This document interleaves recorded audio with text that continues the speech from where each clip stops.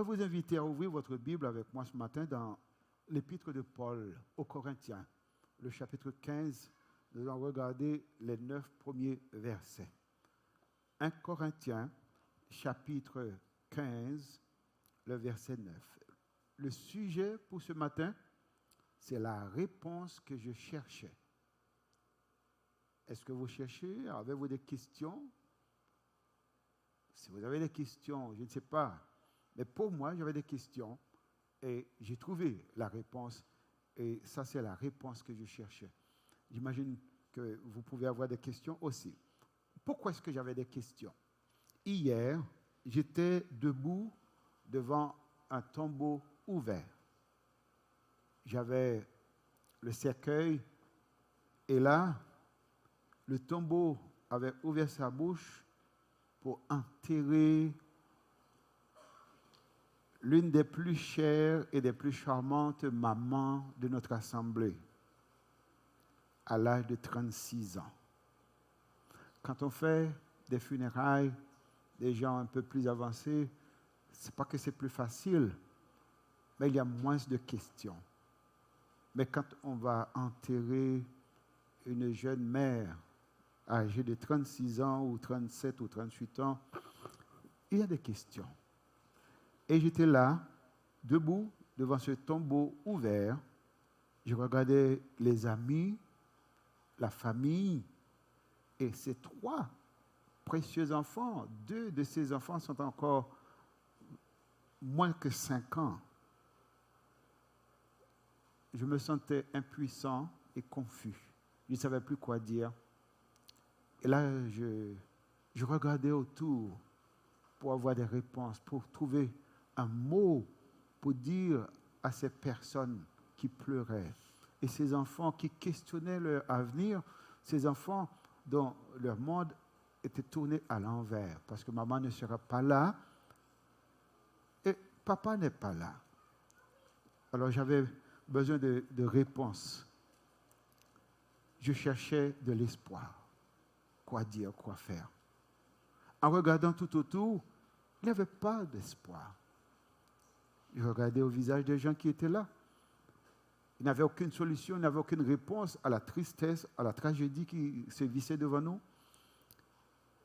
Mais Dieu m'a envoyé dans sa parole. Je me suis tourné dans les évangiles.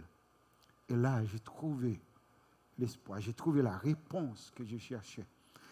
Et en trouvant cette réponse, je me suis tenu debout devant le tombeau et je dis, le jour viendra où la mort sera vaincue.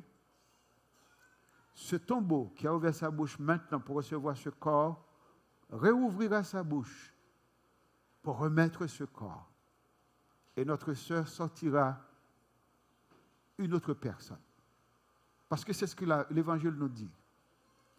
Il dit, au son de la trompette, à la voix d'un archange, les morts en Christ ressusciteront premièrement. Alors j'ai regardé ce tombeau, j'ai dit, tu n'as pas le dernier mot, mon Dieu a le dernier mot. Le jour viendra où tu ouvriras ta bouche et ma sœur sortira. Et amis, je ne peux pas vous dire la force que ça m'a donnée, à savoir que Dieu a la réponse pour mes pires cauchemars. Et c'est ce qui est arrivé. Souvent, nous sommes distraits et les distractions détournent notre attention de ce qui est essentiel vers des futilités. Et nous sommes perdus. Nous sommes confus. Et dans ces moments de confusion, si nous retournons à la base, à l'essentiel de la vie, à l'essentiel du message de la parole de Dieu, vous allez voir qu'il y a toujours de l'espoir. Et c'est ce que Paul a fait pour les chrétiens de Corinthe. Ces chrétiens prétendaient être sages, mais ils n'avaient pas compris ce que Jésus avait fait pour eux à la croix. Ils prétendaient être matures, mais ils n'avaient aucun problème à abuser de leur sexualité. Ils prétendaient être sages et intelligents, mais ils ignoraient le plus grand cadeau de tous les cadeaux qu'est l'amour. Si vous lisez ce chapitre, le chapitre 13, l'apôtre Paul dit, donne tout un chapitre sur l'amour pour montrer que si vous cherchez des dons, si vous cherchez des positions, tout ce que vous cherchez dans la vie, eh bien voici la voie par excellence, c'est l'amour. Paul a dû attirer leur attention sur l'essentiel, mais surtout l'essentiel du message de l'Évangile. Je crois que nous vivons des temps difficiles. Je crois qu'il y en a qui se posent des questions. Et souvent, là où vous cherchez les réponses ne sont pas satisfaisantes. Nous avons besoin de réponses solides, des réponses sûres, pour savoir, pour de bon, que je suis sur la bonne voie. Ce que je suis en train de faire, ce n'est pas une blague, mais c'est la réalité. Alors c'est là que Paul a choisi de souligner le message de l'Évangile, pour dire à l'Église, voilà l'essentiel. Pour dire aux frères, aux sœurs de Corinthe, voici l'essentiel. Le reste, c'est beau. La bonne adoration, un beau temple, dans un beau quartier, tout ça c'est bon. Mais l'essentiel doit rester l'essentiel. Et dans cette église, c'est ce que nous voulons faire. Alors Paul a voulu leur dire que si vous croyez que Christ était mort vraiment pour vous, vous ne devriez avoir peur d'aucun cauchemar dans la vie, même la mort. Vous ne devriez pas avoir peur même de la mort, parce que si vous croyez que Christ est ressuscité, croyez aussi que Dieu ramènera avec Christ ceux qui sont morts. La mort n'a pas le dernier mot. Dieu a le dernier mot. Alors j'aimerais vous inviter à lire cela avec moi dans 1 Corinthiens chapitre 15, les 9 premiers versets. Le verset premier commence pour dire « Je vous rappelle, frères, l'évangile que je vous ai annoncé. L'évangile que vous avez reçu, dans lequel vous avez persévéré et par lequel vous êtes sauvés, et ne ratez pas le si. Vous êtes sauvés si vous le retenez dans les termes que je vous l'ai annoncés. Autrement, vous auriez cru en vain. » C'est-à-dire, l'évangile n'est pas une coquille vide. Il y a une substance. Notre foi n'est pas vide, elle a une substance historique. Si nous ne croyons pas cela, il dit que votre foi est vaine. Et nous savons qu'est-ce que c'est que d'avoir une foi vaine. C'est qu'on n'accomplit absolument rien. Alors, il dit au verset 3, « Je vous ai enseigné avant tout, comme je l'avais aussi reçu, que Christ est mort pour nos péchés, selon les Écritures, qu'il a été enseveli et qu'il est ressuscité le troisième jour, selon les Écritures. Qu'il est apparu à Céphas, puis aux 12. Ensuite, il est apparu à plus de 500 frères à la fois, dont la plupart sont encore vivants et dont quelques-uns sont morts. Ensuite, il est apparu à Jacques, puis à tous les apôtres, après eux tous. Il m'est aussi apparu à moi comme à l'avorton, car je suis le moindre des apôtres et je ne suis pas digne d'être appelé apôtre parce que j'ai persécuté l'Église de Dieu. Qu'est-ce qu'il veut nous dire? D'abord, il veut mettre l'accent sur ce que Dieu a fait pour vous, ce qu'il a fait pour moi. Il dit ça, c'est l'essentiel de la vie. Si vous ne l'avez pas encore, tâchez de l'avoir maintenant, parce que ça, c'est l'essentiel. Si vous avez cet essentiel, vous n'avez absolument rien à craindre, peu importe ce que la vie peut envoyer sur votre chemin, eh bien, n'ayez pas peur. Et puis, si vous n'avez pas peur, mettez nom sur vous pour faire face à la vie, à la difficulté, à tout ça qui a venu, parce que combat ou mener, c'est un combat sérieux et ou pas perdu. Bon Dieu n'est pas perdu bataille et ou pas perdu investissement qu'il va faire pour bon Dieu. C'est ça le veut dire. Si vous ne comprenez pas, bon Dieu fait un bagage extraordinaire pour nous. Et parce que bon Dieu fait ça, si vous croyez, vous n'avez pas rien encore dans la vie pour peur, parce que quelle que soit crainte ou gain, quel que soit cauchemar que vous faites face à lui, quelle que soit difficulté que vous rencontrez, bon Dieu est capable de faire l'impossible. il est capable de faire l'impossible. Et si vous croyez que bon Dieu est capable de faire l'impossible, mettez un homme sous. La vie n'est pas facile. La vie a une difficulté, la vie a un problème, la vie a un contretemps, la vie a crié. Mais mettez un homme sous parce que vous avez gagné ou pas perdu. D'abord, on regarde qui ça bon Dieu fait. Qu'est-ce que Dieu a fait pour nous? Il le dit au verset 3 et 4. Je vous ai annoncé avant tout comme je l'avais reçu. Ça veut dire, c'est une connaissance qui se transmet de génération en génération. En parlant de génération, nous parlons de génération de chrétiens. Je l'ai reçu, je dois transmettre cela à la prochaine génération de chrétiens. C'est ce qu'on appelle la formation des disciples. Chaque chrétien devrait avoir un disciple. C'est ce que Dieu nous demande de faire. Et lorsque le Seigneur Jésus reviendra, qu'est-ce qu'il va dire? Montrez-moi disciple. Montrez-moi disciple. Vous avez reçu l'évangile, vous devez annoncer l'évangile et aider un autre à grandir et à se reproduire. Il dit, je l'ai reçu et je vous l'ai annoncé. D'abord que Christ est mort pour nos péchés, selon les Écritures, qu'il a été enseveli et qu'il est ressuscité le troisième jour, selon les Écritures. La première chose, c'est que Christ est mort. Il était mort pour nos péchés. Il n'était pas mort à cause de ses péchés. Il n'avait pas de problème. Le Christ n'avait pas de problème. Dieu n'avait pas de problème. Nous avions eu un problème. Notre problème, c'était le péché. Et le problème reste et demeure encore aujourd'hui le péché. La Bible dit le péché, c'est la ruine des peuples. Il dit quand tous sont péchés et sont privés de la gloire de Dieu. Il dit le salaire du péché, c'est la mort. Il n'y a pas d'avenir dans le mal. Il n'y a pas d'avenir dans le péché. Et l'homme ne pouvait rien faire pour ses propres péchés. Nous n'avons pas de réponse à ces choses. Avez-vous remarqué que nous confrontons bien des problèmes dans notre vie pour lesquels nous n'avons pas de réponse? Ou pas un coup, ou pas un coup, ou pas un coup, ou pas qu'à parce qu'on n'a pas de réponse. Mais Dieu a la réponse. Et c'est pour ça que la Bible dit, il a envoyé Jésus mourir pour nos péchés. Donc Christ était mort pour nos péchés. Maintenant, dans le cas où vous voulez savoir, mais quelles sont les preuves qu'il était mort? Parce qu'il y a tellement de théories. On dit, non, il n'était pas vraiment mort, il était tout dit, il était pris quelque coup, il était tout dit, et puis qu'on mettait dans la terre et le lever. Bon, si vous haïtien, si vous filmez ton monde dans la terre ou le lever, qu'est-ce que ça va faire? On va courir, parce que c'est un millier. C'est pas...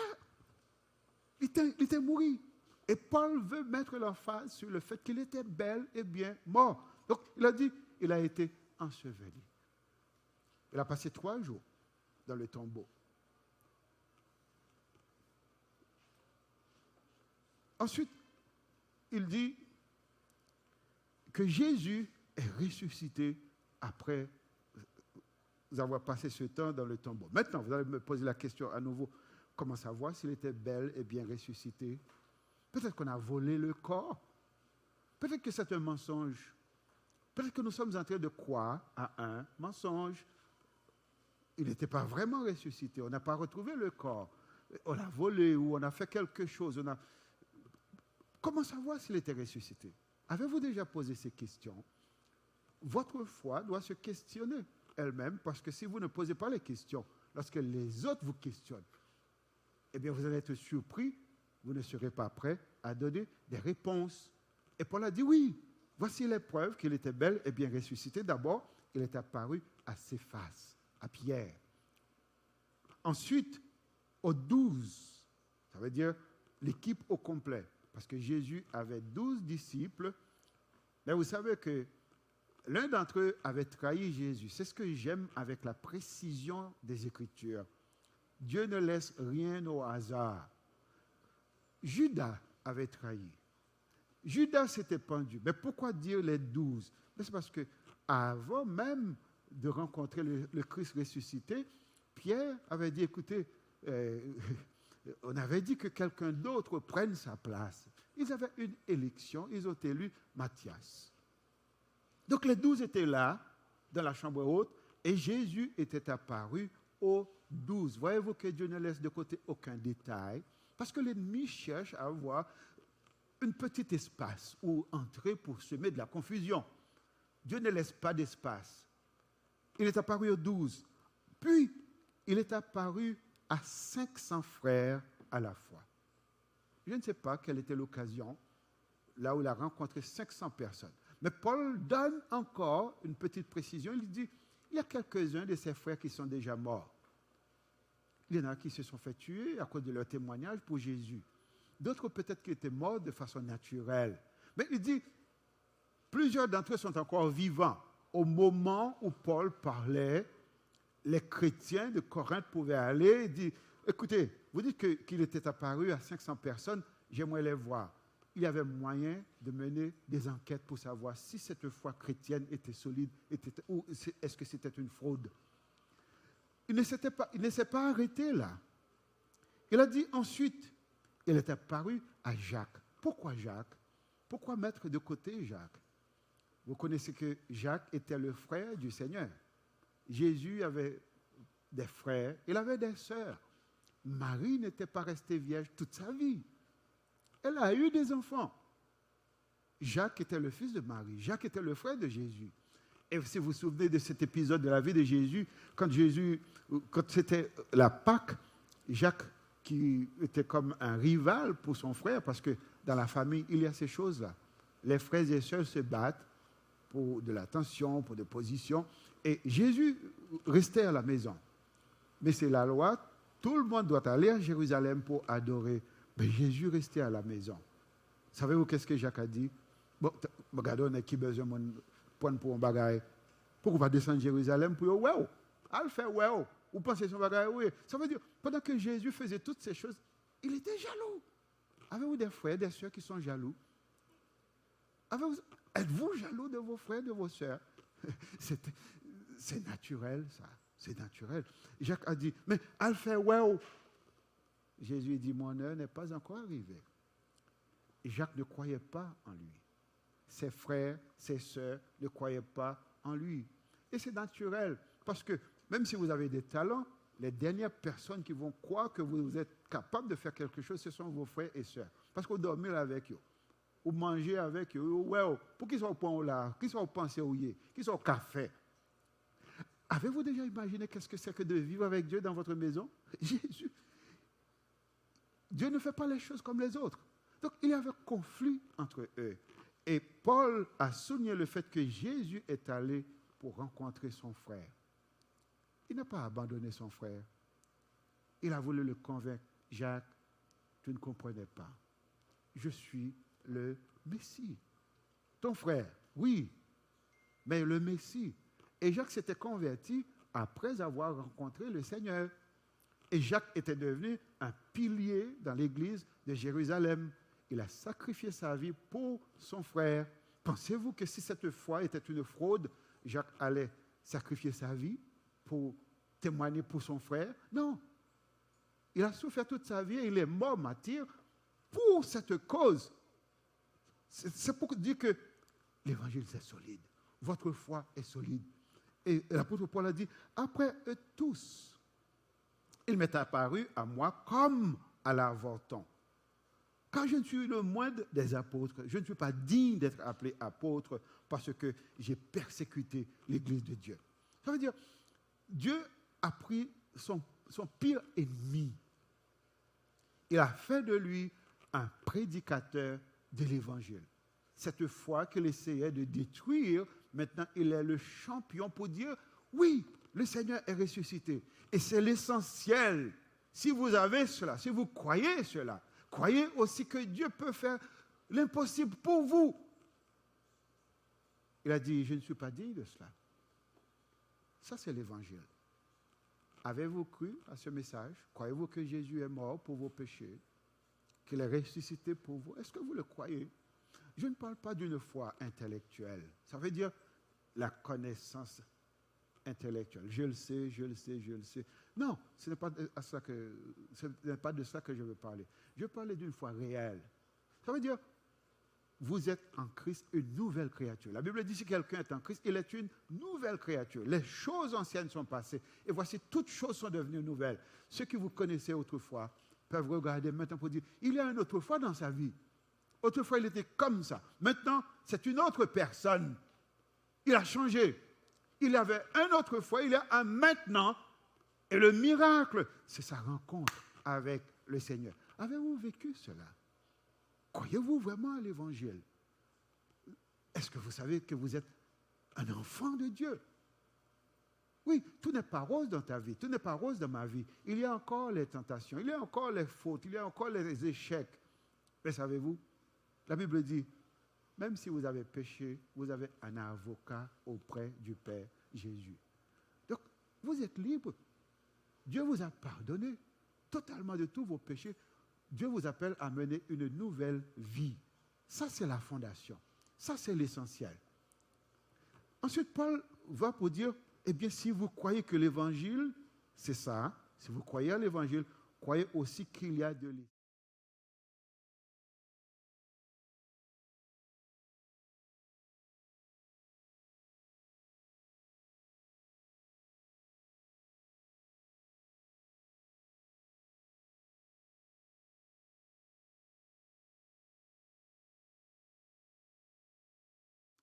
Dans 1 Thessaloniciens, chapitre 4, verset 14, l'apôtre Paul s'est servi de la résurrection pour dire que si nous croyons que Jésus est mort et qu'il est ressuscité, croyons aussi que Dieu ramènera par Jésus et avec Jésus ceux qui sont morts.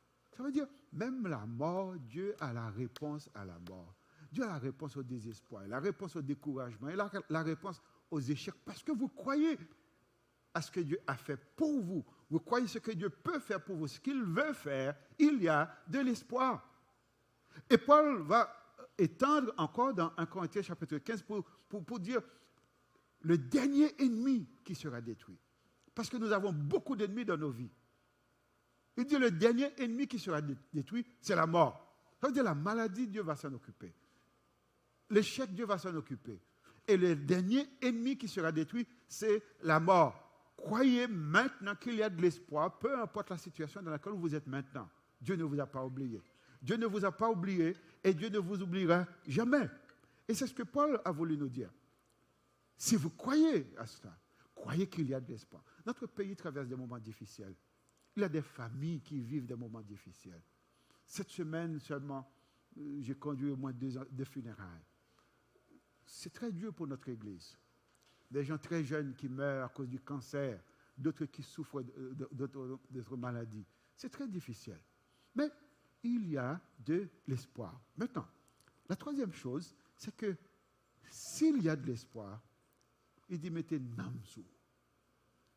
1 Corinthiens 15, verset 58. Il dit soyez fermes et inébranlables, travaillant de mieux en mieux à l'œuvre du Seigneur, sachant que votre travail ne sera pas vain. Ça veut dire que la vie a désormais un sens. Il y a un sens à la vie. Il y a un sens même à la souffrance. Il y a un sens à tout ce qui se passe dans votre vie. Ne vous découragez pas. Soyez fermes. Maintenant, si vous avez des difficultés, campez, faites face à lui parce que travaillez pas en vain. L'essentiel, rassurez-vous que le Seigneur est au centre. Il dit votre travail ne sera pas vain dans le Seigneur. Mais peu importe ça, le Seigneur vous fait camper, faire pas peur. Nous avons une période de grande peur. Et c'est réel parce que cette peur est justifiée à plusieurs reprises. Parce que les gens qui sont victimes. Et nous hésitons, nous piétinons, nous tournons en rond. Et il y a le découragement, il y a un esprit de découragement sur ce pays maintenant. Et je prie que cet esprit de découragement s'éloigne de cette église parce que Dieu ne veut pas que vous viviez dans le découragement. Ce n'est pas sa volonté. Il veut qu'on soit courageux et qu'on soit prêt à faire face aux difficultés parce que nous avons un Dieu avec nous. Il est avec nous. Voilà pourquoi David a pu dire, même quand je marche dans la vallée de l'ombre, je n'ai aucun mal, je ne veux pas me décourager, je ne veux pas abandonner. Il y a des gens parmi nous qui abandonnent. Nous sommes tellement découragés. Nous avons reçu tellement de coups de notre famille, de notre santé, de nos affaires. Ça va tellement mal. Et on a le goût de tout abandonner. Ce n'est pas le moment.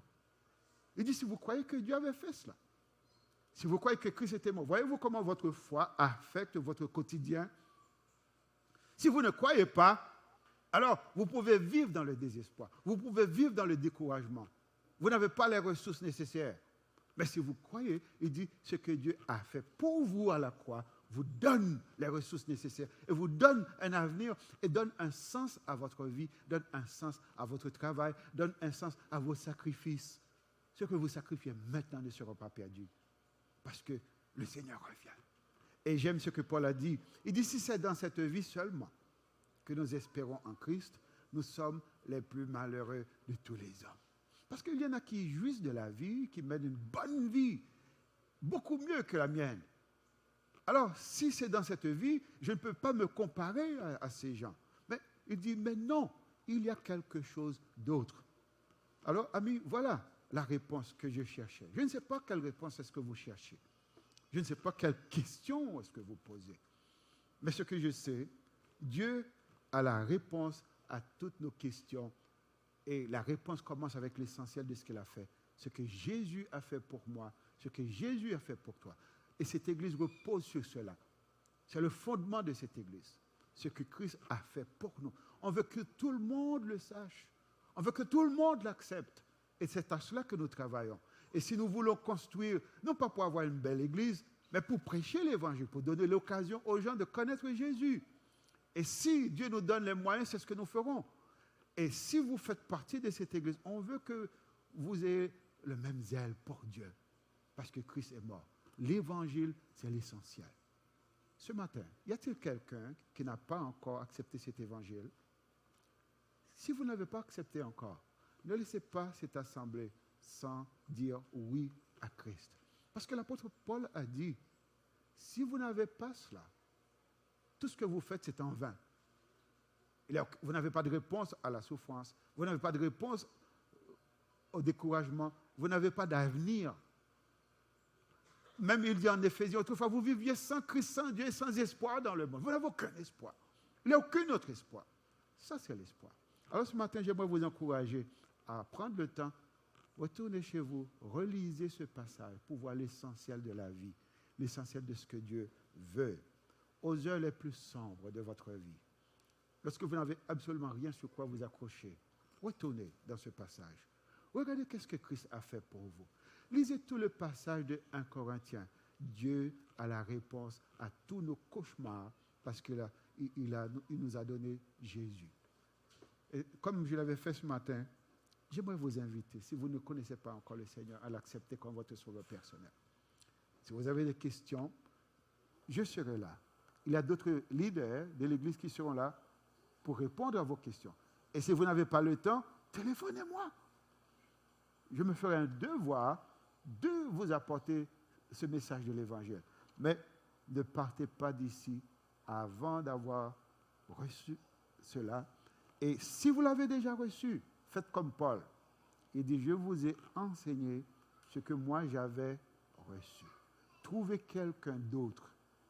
Partagez ce message d'espoir avec eux. Si vous ne savez pas quoi dire, encore une fois, je serai là pour vous aider à formuler votre message. Mais ne restez pas comme ça. Le monde qui nous entoure a besoin d'espoir, il a besoin de lumière, et nous avons la réponse. Alors que Dieu nous donne la grâce ce matin et le courage, comme Paul a dit, ainsi, mes frères bien-aimés, soyez fermes. Le temps est dur. Les circonstances sont difficiles. Mettez des hommes sous, mettez femmes sous, mettez garçons sous, campez, vivez. Parce que bon Dieu est avec vous. S'il bat ou Jésus, pas gagné, il n'est pas fait pour. Alors allez-y, mes amis. Que Dieu vous bénisse. Merci.